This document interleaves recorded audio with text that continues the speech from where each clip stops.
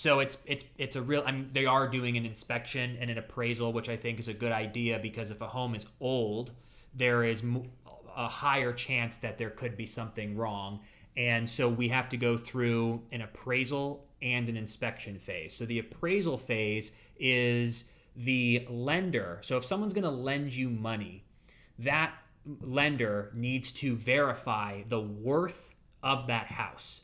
Because if you bought the house, let's say hypothetically for $300,000, and you say, I need a loan for $300,000, they're going to send an appraiser out there to look at the house, to compare it to every other house that sold in the past 30 days in that area and go, this house is only worth $260,000.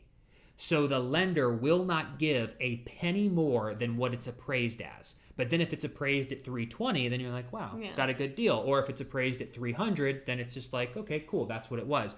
But you have to wait and see what the appraisal is to see what the lender will give. And if by chance the appraisal comes back under the value, so say in this hypothetical the house was $300,000 and let's say the appraisal comes back at $290,000, the lender will give the person $290,000 of a loan, but they need to cover the $10,000 difference in cash up front because they will not loan that last $10,000. They will only loan what the value of the house is. So that's one part of it.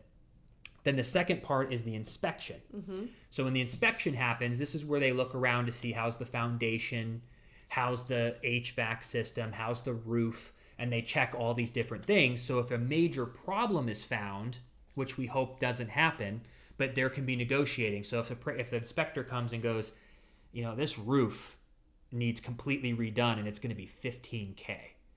So now you go back into negotiations of like, hey, who are you going to take $15,000 off this listing price or whatever happens? Or there's many different scenarios, but you want to be able to know what happens in this inspection so that people are feeling good about what happens. So regarding the inspection too, that exact thing happened on the house that my sister is in the process of selling.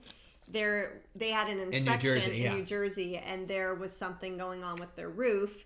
And so in New Jersey, you have to have lawyers involved. In Florida, it's not always that way. So their lawyers were going back and forth, and they were trying to negotiate. And then eventually, a couple days later, they were able to come to an agreement. So, sometimes you'll see things like that happen. Sometimes it all goes smooth. You just have to take it a day at a time, because sometimes a few things can pop up even once you go under contract. You're like, all right, like we're ready to take this on, and hopefully it'll all go smooth, and you just handle things if they arise. But it's a process. It's kind of like, if you look at it as just like straight, professional or business sense of it, it's like you acquire a client is number one. So you're like, yay, we have a new client we're going to help.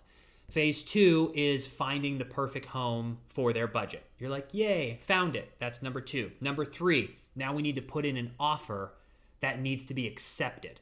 Because if they would have went with another offer, it's like, then you have to start over. Yeah. So that's phase 3. Phase 4 is the appraisal comes back good.